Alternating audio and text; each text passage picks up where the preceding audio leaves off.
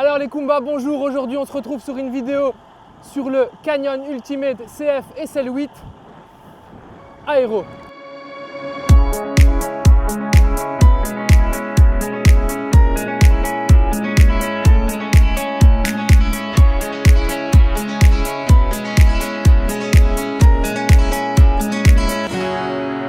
Aujourd'hui je vais vous donner mon avis sur le vélo. J'ai pu faire quelques centaines de kilomètres sur ce vélo. Ce vélo, comme je l'ai dit, c'est un vélo de la gamme SL. Donc la gamme SL, c'est l'entrée de gamme de chez Canyon. Mais ici, on est sur un vélo haut de gamme de la gamme SL. Pour vous donner une idée, le prix du vélo, comme il est équipé aujourd'hui, il se situe à 4 999 €. Et la configuration, elle est comme telle. C'est une paire de roues DT Suisse en carbone 1600. Donc déjà du très bon. Bon, c'est l'entrée de gamme carbone de chez DT Suisse en aéro. Ça reste DT Suisse, donc c'est déjà top.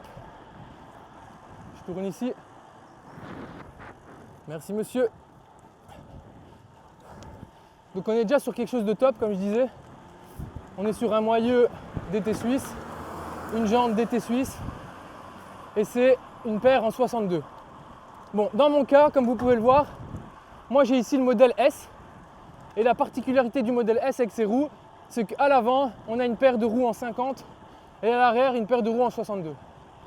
Cette paire, pourquoi je dis qu'elle est entrée de gamme de chez DT Suisse, c'est plutôt parce que elle est aéro, ça y a pas de souci. Une fois que vous avez des vitesses avoisinant les 40 km/h, on sent que voilà, les roues elles aident pas mal avec l'inertie, l'aérodynamisme, etc.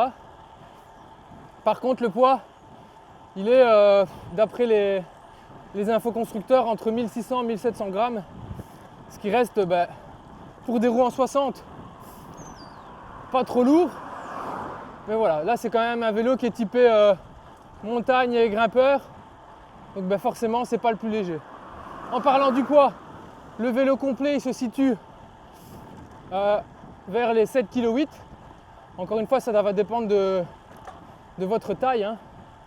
Donc si vous avez un vélo S ou un vélo XL, c'est pas le même poids. Au niveau du groupe, alors ici on est sur du Ultegra DI2 12 vitesses. Donc c'est déjà pas mal. C'est ce qu'on retrouve sur des vélos à des prix quand même beaucoup plus importants.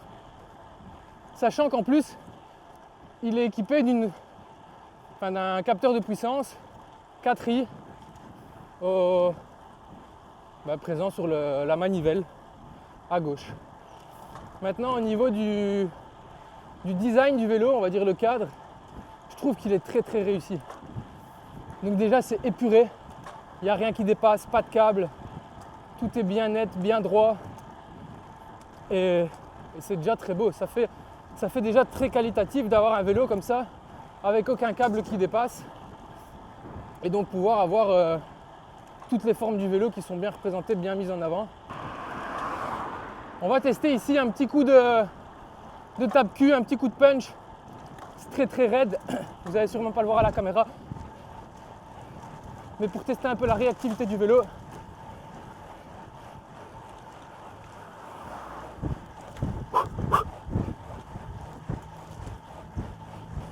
là je suis à plus de 700 watts.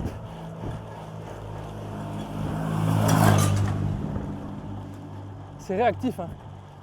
Donc au premier abord, quand je suis monté dessus, je me disais ok, le vélo très bien, pas de souci avec ça. Mais au niveau de la réactivité, je me disais c'est peut-être un peu mou si je compare à des vélos plus haut de gamme que j'ai testé. C'est un cadre qui est très confortable. Donc j'ai pas forcément fait de réglage. J'ai réglé ma tige de selle et c'est tout. Et je suis très vite tombé bien dessus. J'ai déjà fait une sortie de plus de 100 km avec et j'ai eu zéro douleur. Une fois qu'on s'installe, on a juste envie d'être bien mis, d'enchaîner les kilomètres, mais pas forcément d'envoyer des grosses patates. Donc ici je viens d'en mettre une, ça répond bien. Mais voilà, le premier ressenti que j'ai avec ce vélo, c'est ok, c'est un vélo, je m'installe et je suis parti pour faire 150 bornes dans la montagne. Je suis bien mis. Si je monte, je suis à l'aise. Et si j'ai envie d'envoyer, ça envoie. Et au niveau de la maniabilité, la réactivité, comme je disais, là on est quand même sur le cadre le plus bas de gamme possible, sur des roues quand même carbone, mais d'entrée de gamme chez DT Suisse Aéro. Et au final, c'est quand même bien. Maintenant oui, si vous montez en gamme avec le cadre SLX, vous allez avoir des meilleures roues, un meilleur cadre. Sur le CFR encore plus. Donc là ce sera très très réactif en mode coursier. Mais là c'est déjà pas mal. Encore une fois, comme je l'ai dit, ça dépend de la pratique pour laquelle vous achetez ce vélo. Mais je pense qu'il peut être polyvalent en fait.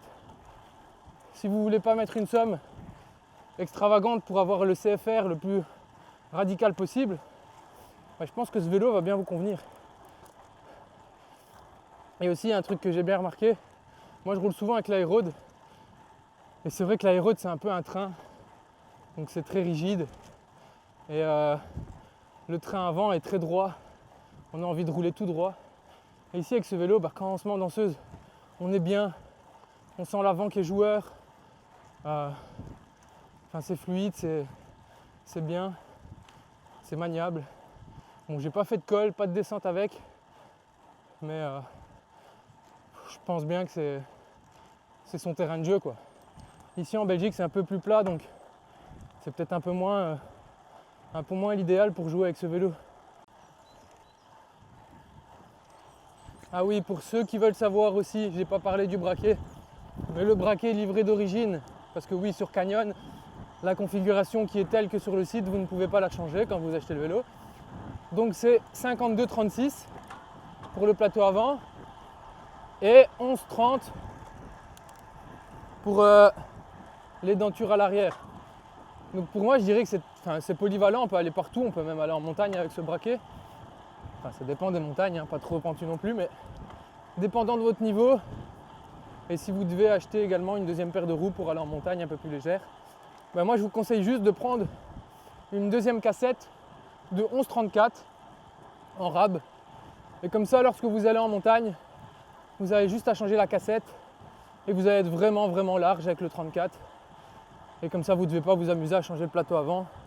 Surtout que vous avez les capteurs de puissance à l'avant, donc vous pouvez laisser ça comme ça et uniquement devoir changer tout ce qui est cassette arrière. Qu'est-ce qu'il me faut ? Donc là, gros plateau, 52. On va accélérer un peu, on va voir si ça répond bien en haute vitesse. Hop, petite relance. Bon, j'ai pas mon compteur, je sais pas à combien on est, mais je regarderai après.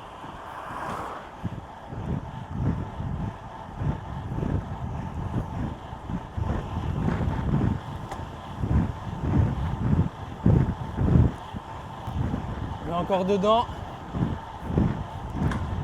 Hop.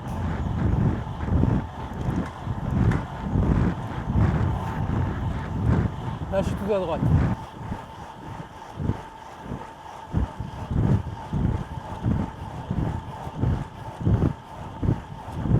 Pour en revenir à la vie finale, à la conclusion. Si on se positionne sur ce vélo, donc l'Ultimate CF SL8, mon avis, il va être simple. C'est un très très bon vélo pour soit commencer ou soit passer sur un très bon vélo. Si vous roulez déjà depuis quelques années, vous avez un vélo un peu moins récent. Il va être très très adapté si vous voulez faire de la longue distance, des belles sorties, avoir du confort et en même temps pouvoir être réactif si vous lui demandez. Donc vous allez pouvoir faire des courses, vous allez pouvoir rouler longtemps, vous allez pouvoir aller en montagne. Par contre, ce que je dirais, c'est que si vous êtes débutant, partez sur cette gamme, sur les CF SL. Mais prenez plutôt un modèle où vous avez des équipements un peu moins élevés, mais du coup où le prix est moins élevé également. Au moins vous allez pouvoir économiser sur certains points. Parce que là du coup ce que j'aurais envie de dire c'est que il est peut-être un peu trop bien. Et ça forcément en fait son rapport qualité-prix il est presque parfait. Parce qu'à 5 000 €, des roues carbone, des T suisses, un groupe Ultegra DI2, 12 vitesses, un capteur de puissance, tout intégré, un cintre aéro, tout ça, à 5 000 €, il n'y en a pas beaucoup qui sont aussi performants.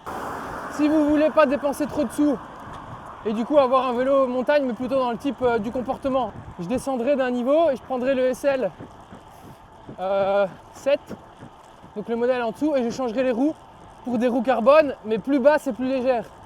Parce que du coup, si vous voulez un vélo montagne avec ses roues de 60, pour moi, ça passe partout, mais c'est pas les meilleurs pour aller en montagne. Donc voilà, il vaut mieux descendre d'un modèle, peut-être avoir un groupe un peu moins élevé comme du 105 et pouvoir mettre des roues plus performantes. Je pense à des Zip 303 qui, aux alentours de 1400-1500 €, sont des roues exceptionnelles pour le prix. Après, si vous aimez bien ce côté ok, vélo de montagne, mais roues hautes, un peu aéro, alors là oui, c'est sur quoi vous pouvez vous diriger. Parce que là, au niveau du style, je pense qu'on est tous d'accord, il n'y a rien à dire. Même ces couleurs, hein, c'est très sobre. Très sobre. Canyon, ils sont habitués à faire des couleurs sobres, pas trop de chichi. Et là, c'est hyper efficace. Enfin, c'est blanc et noir, il n'y a rien de plus basique. Mais quand je le regarde, franchement, il est super beau avec ses roues comme ça. Pour un cadre assez fin, ça fait vraiment stylé en vrai. Et là, il est en couleur, je sais pas si vous voyez bien, mais il est en couleur un peu brillant, donc ça rend vraiment super bien en vrai quoi. Conclusion, très bon vélo. Si vous voulez un vélo montagne, je conseille de changer les roues. Si vous voulez un vélo plus compétition sur le plat, à ce prix-là, on part sur un aérode. On fera peut-être une review sur l'aérode si vous voulez. Mais si vous voulez un vélo qui passe un peu partout, vous pouvez faire autant de plats que de montée en changeant relativement peu de choses. Alors là, on se situe bien. Et je répète, 5 000 €. Voilà, donc c'était mon avis et la review de ce Ultimate CF SL8. Donc laissez en commentaire vos avis, donnez-moi votre feedback et nous on se retrouve pour une prochaine vidéo. Ciao!